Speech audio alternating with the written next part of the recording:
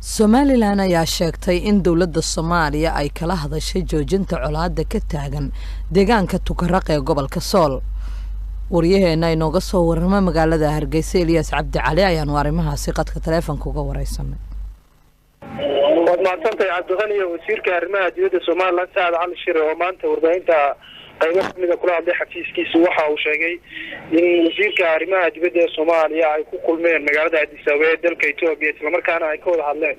sidii loo dejin lahaa xaaladda ka jirta deegaanka Tukaraq ee gobolka Sool kaasi oo isku hayeen ciidamada Somaliland iyo kuwa Puntland isla markaana horaantii bishii ay la wareegeen ciidamada Somaliland taabacsan ama ciidamada militariga Somaliland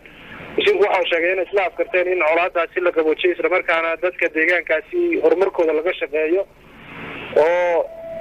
dagaalada halkaasi ku soo noqnoqday ciidankana la kala qaado sida wasiirku warbaahinta u sheegay marka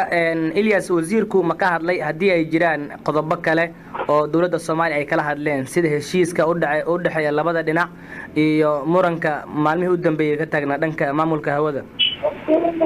wasiirku saashaasi Cabdiqani muu sheegin balse wuxuu ka hadlay in saldhigga berbero la sheegi jiray in loo adeegsanayo dawladda Imaaraadka u adeegsan doonto dagaalada mandaqada geeska ama dalka Yemen aan loo adeegsan doonin oo saxafiyiintu ku sheegay in dagaalkaasi mandaqada ka socda aan la gaduudi doonin ciidamo ay leeyihiin dalalka sheeyana aan Somaliland ka duuri doonin saldhigga arrimahaasi saldhigga ayuu sidoo kale ka hadlay markii warbaahinta la hadlayay Cabdiqani ugu dambeyn marka deegaanka Tukaraq dhankoodu sida xalka ugu fudud lagu gaari karo ma ka hadlay wasiirku xukuumadda Soomaaliland waxa ku doonaysaa in Tukaraq ay tahay deegaano kamid ah ilaa iyo imika Somaliland xuduudkeedina aanay weli gaarin marka ilaa iyo imika waxay ku doonayaan oo xalka u arkaan